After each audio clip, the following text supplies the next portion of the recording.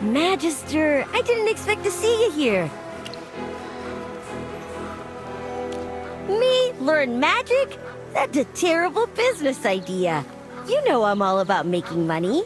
You may not know this, but the Mithril Consortium is a major financial backer of the Serene Lyceum.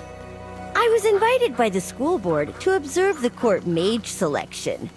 Of course, part of my trip also involves inspecting the shops the consortium has invested in nearby, reviewing their accounts, evaluating the staff, and finalizing the operational plan for the second half of the year.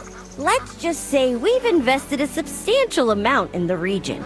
The headmaster of the Lyceum is a slick, smooth-talking geezer. If he ever tried his hand at business, he'd probably do very well. What about you, Merlin? Were you invited to observe the selection as well? What? Why? Oh, wait. You're hiding your identity and checking out the Lyceum, aren't you? Just like what you did in Rydham. Don't worry, I won't blow your cover. By the way, Peggy will also be coming to observe the selection as a member of the royal family. But you don't need to worry about her either. I'll be sure to let her know. Hey, I'm a businessman. I have to be understanding and be able to adapt on the fly. I see that you're in a hurry. Is your business really that urgent? Yeah, when I entered the school just now. He was talking to a stone statue, if you can believe it. They were discussing transfiguration. I'm not sure if he's the one you're looking for. He could still be by the school gate. Ah, young Master Rowan, and hello to your wonderfully learned-looking friend. I hope I haven't interrupted your pleasant conversation. Since this is our first meeting, allow me to briefly introduce myself. My name is Aurelian. I am a private asset manager, senior director of the Mithril Consortium, shareholder and board member of the Serene Lyceum, and senior advisor to the Royal Financial Advisory Council. A pleasure. In business, superficial imitation comes across as mockery. Smart individuals neither engage in it nor lower themselves to it. I've seen too many people who think their eyes can read between the lines, but in fact, they can't. Here, take my business card. If you're interested in mastering genuine business insights or sophisticated investment strategies, feel free to contact me. I have a taste for investing in potential assets. The returns never disappoint. Aurelian, my friend is just a student. She's not a merchant looking for her next opportunity. I had no idea the Lyceum had a student capable of earning Master Rowan's regard. Seems I'll need to update my list of promising talents. That said, I see things differently. Even a student can possess significant business potential, but one just needs a discerning eye to spot it. That tells me you have a sharp mind. Now, let me share some advice. As a successful businessman, whether you pursue magic or business is irrelevant. What matters most are win-win partnerships and mutual gain. They benefit everyone. Even as a student, you hold value, and so do I. Don't ever overlook the opportunities this presents. Well, I believe I've kept you both long enough. I still have a few debts to collect here, so allow me to take my leave. Master Rowan, and this potential associate as well, I look forward to our next meeting. Good, he finally left. Every time Braddock listens to Aurelian speak, he falls asleep.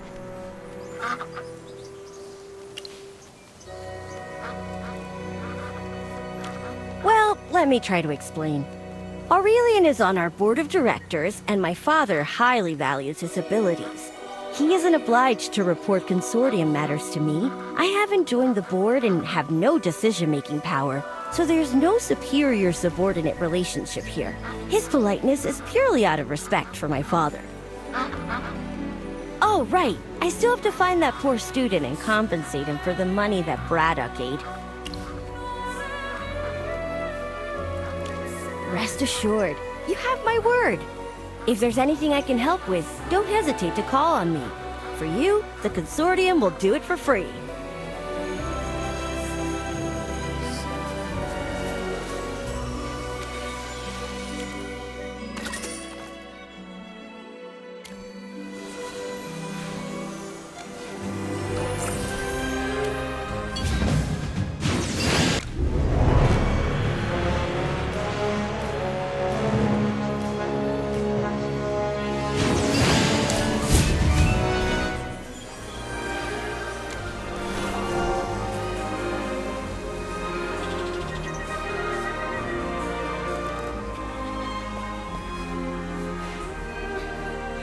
Headmaster Lemar has been a bit unstable lately.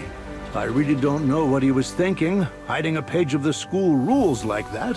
When I asked him about it, he started yelling. All this transfiguration around campus is causing a ruckus. It'll be chaos during the selection. The irony is that he used to be the biggest troublemaker of them all. Speaking of which, hasn't he been overworking himself lately? He even canceled this month's lecture. It seems the selection preparations are taking a significant toll on him. He's definitely overworked, Victor. That man needs rest. I think I'll have a good, long talk with him after the selection is over. About the school rules.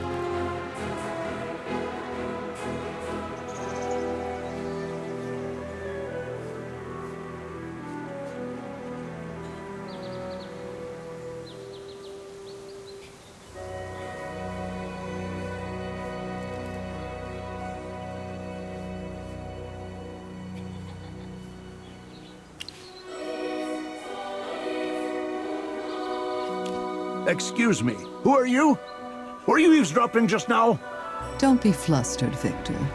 This is a new student admitted through special admissions this year, and I must say, her command of magic is truly impressive. I'm not sure what's going on, Zoria. Headmaster Lemar told me to tear out the page, and now you're telling me to put it back. There has to be a reason for this. Oh, it's nothing to worry about. I merely have some instructional requirements regarding transfiguration, so I spoke with the headmaster. He has kindly agreed to reinstate that specific page of the school rules. She is simply handling a few errands on my behalf. Wait, your class is unrelated to transfiguration. Remember, Victor, all branches of magic are interconnected. As our foundational theory instructor, you understand this better than anyone. If you have doubts about my teaching methods, you may go to the headmaster's office and ask Lemar yourself. Forget it. The headmaster just does whatever he pleases, flitting from one idea to another like a child, never stopping to see the mess he's made. Since he already talked to you, I have nothing to hide either. I found a tree stump in the Whisperwood, across from the graveyard, and sealed the page of the school rules inside it. Turns out, many students use it to hide their secrets. I see. Could you please go and retrieve that page for me? All right.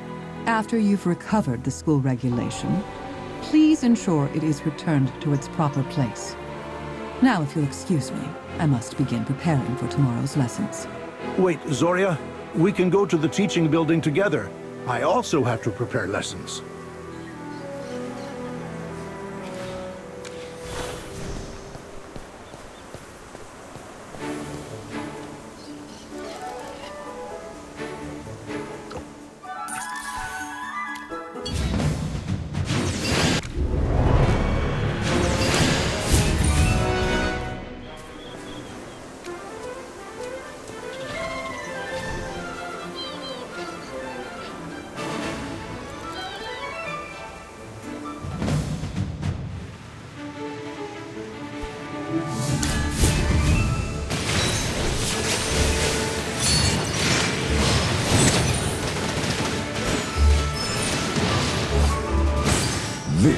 is as far as you go.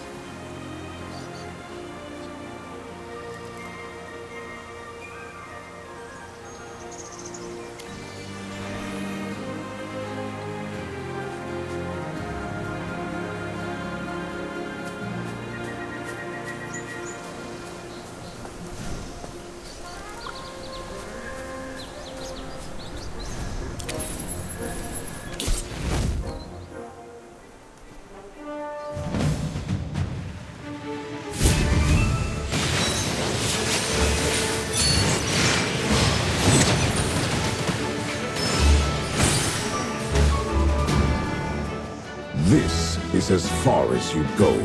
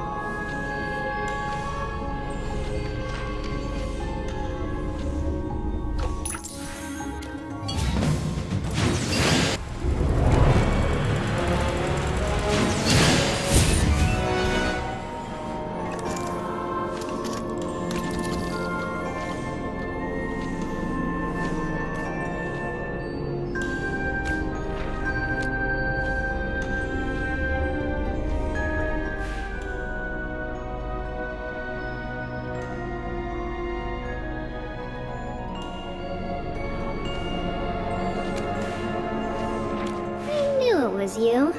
You're the only one that would disturb me while I'm resting. According to our contract, I must conceal my presence with a barrier when I reveal myself during the day.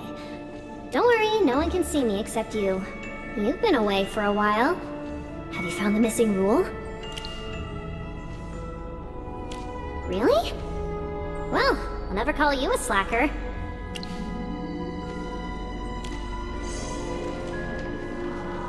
Look at this lovely rule. You truly live up to your title, Merlin. Here's your student badge, as promised.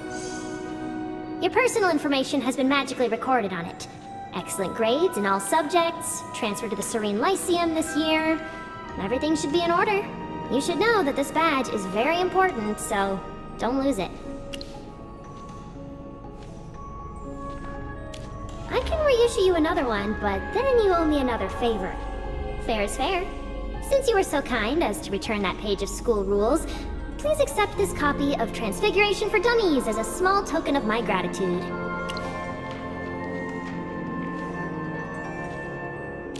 Yeah, it'll teach you how to change into a wolf or a hamster. Imagine little Merlin the hamster zooming around on her wheel like a tiny furry mage on a quest. That's just precious. To do things that are inconvenient or impossible in human form, of course. A wolf's sense of smell is much stronger than a human's, and hamsters can easily get into many places you can't enter. Why do you think I didn't give you an advanced book on transfiguration? Am I doubting your skills? Absolutely not. I have complete confidence in your abilities.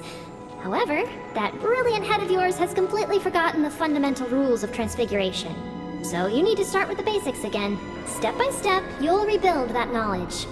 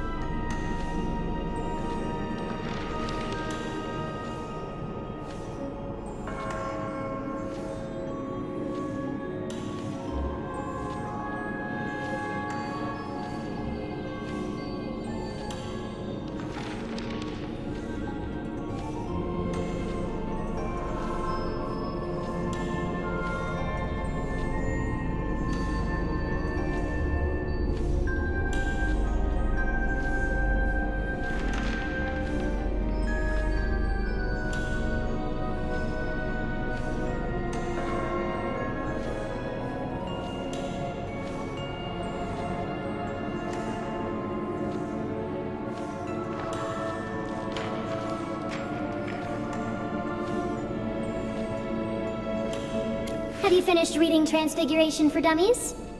What do you think? Want to give it a try? Ugh, are these human stereotypes etched in your brain or something? I hate that Hypogeans are always misunderstood. Don't you want to try becoming a cute little furball? You can turn yourself into an adorable tiny hamster and crawl through that pipe over there. Won't that be fun? Come on, if you were trapped in a library for eternity with no one to talk to, you'd look for ways to keep yourself entertained too. Just admit it, Merlin. Even with your amnesia, I can see that curious glint in your eyes from a league away. Ooh, by the way, little Zoria asked me to remind you to head to the campus plaza after you get your student badge to register for the court mage selection. After that, meet her at the place where you two first met. Go try Transfiguration, and don't forget to sign up for the selection.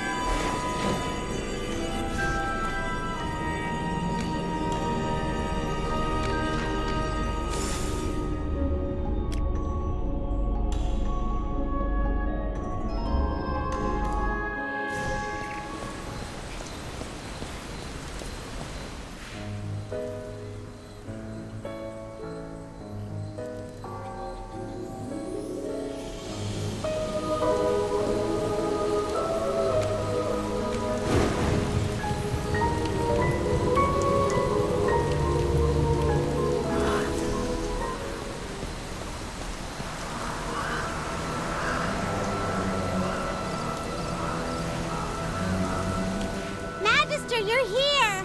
We've been waiting for you forever! Shh! Be quiet, Chippy! Professor Zoria is sharing something rather important with her. Let's not interrupt them. It seems Contess has relayed the information to you correctly, and your selection registration has been completed. With a student badge, you are officially recognized as a student of the Lyceum, as well as a candidate in the court mage selection. At this moment, you stand on equal footing with the other candidates. Did you just ask a professor of the Lyceum to help you cheat? The selection criteria were jointly decided by Headmaster Lamar and the court mages. The less you know, the more authentic your reactions during the trials will be. This will aid your disguise. During the selection process, please hold back your full strength. Your Merlin, displaying your true magical abilities, will arouse suspicion. Showing merely a fraction of your capability will be more than sufficient. Our only purpose is to find Lamar's murderer. Now that the day is behind us, have you noticed anyone of interest? Or perhaps come across anything that might guide our search? Professor Zoria mentioned before that she was the first person on the suspect list. Durella is the lead administrator for the school's internal affairs. She rarely interacts directly with students and only appears on important occasions. Where did you meet her? I see. I'm afraid controlling Lamar's body is far from an ideal solution. Since the headmaster's office access hasn't been granted to any of us, its continued inaccessibility will inevitably raise suspicions before long. It's clear you've considered whether one might access the headmaster's office. I'm glad to see it. Keeping a questioning mind is vital to true learning. Following the grim discovery of Lamar's remains, I spoke with her privately under the pretext of educational training. However, she comported herself perfectly normally. I observed nothing out of the ordinary. How did you feel when you interacted with her as a student? I will not let my personal preferences interfere with your judgment, but your first instinct may not be reliable. Remember, only purely rational deduction and repeated verification can lead to the truth. Rowan is here? And Princess Peggy is coming too? It's been ages since Chippy has seen them. The Mithril Consortium remains one of the Lyceum's most vital patron organizations. Maintaining strong ties with them was something the headmaster had always prioritized. They arrived 3 days ago. I had the headmaster meet with their representatives. Due to the connections between the consortium and the royal court, they're paying close attention to this year's selection. Among them, Master Aurelian has frequent contact with the Lyceum. He serves as the consortium's delegate. However, financial matters are handled solely by Durella and Lamar. So I'm afraid I don't know much more than that. I'm familiar with that illness. Several students have been sent to the infirmary. The school physician, Solis, has determined that they have lost their magical aptitude and can no longer be mages. The headmaster himself had expressed concern. However, as the cases emerged before the selection began and displayed no contagious properties, the school has concluded that they were isolated incidents. Do you think it's related to Lamar's murder? We require more evidence. Well, in conclusion, There has been no progress in solving the headmaster's murder. In my view, many stand to benefit from these recent events. Their motives vary. Some seek recognition and strive for their ideals, while others seek wealth and fame. I cannot be objective. I have my own inherent biases against many people on campus. This is my weakness. But what your eyes perceive is untainted by personal gain or private sentiment. This is the reason I have entrusted this matter to you. The court-made selection will officially begin tomorrow, so you'll need to conserve your energy. I'll avoid direct communication with you in my current capacity, but Headmaster Lemar will be in attendance. Should you need to contact me in the future, let us still meet here. If I am not present, touch the last statue, and I will come as quickly as I can. If you need some rest, head back to the library. Contess has kept a room ready for you. Why don't you spend some time with your familiars? They're far too noisy to pass as students. But as familiars, they are exceptionally loyal. Professor Zoria, you're too blunt. I gave a relatively fair assessment. As a member of the Arcane Council, I wouldn't lie about this.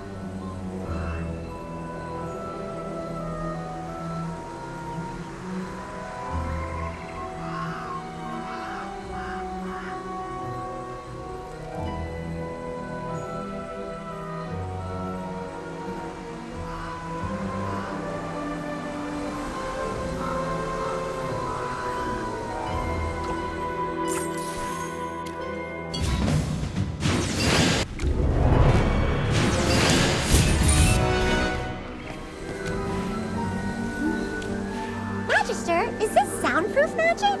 Why do we need this?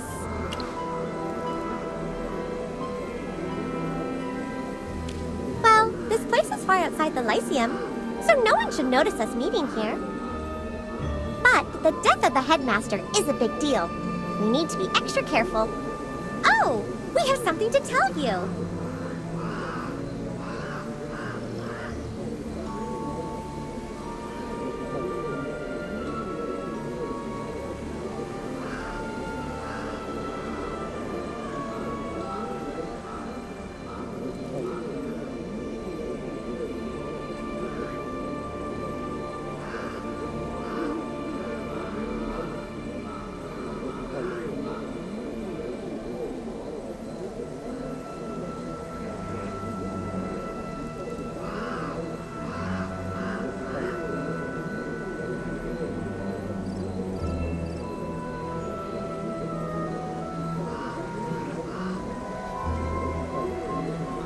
Magister, do you also suspect Professor Zoria?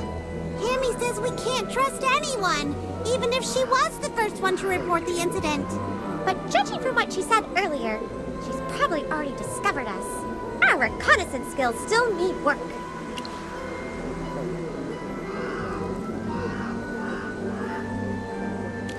For now, our role is to help you observe the others and tell you what we learn.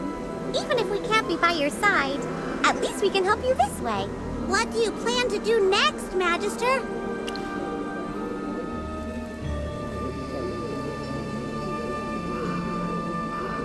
Now that night has fallen, we should sneak back to the school. Magister, see you tomorrow. I hope we can make some progress on the case.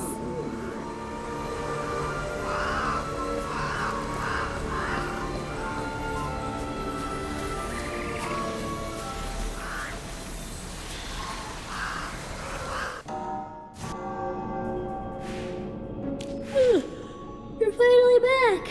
I've already been working overtime for 2 hours and 17 minutes. It's time to rest. Good luck in the selection tomorrow.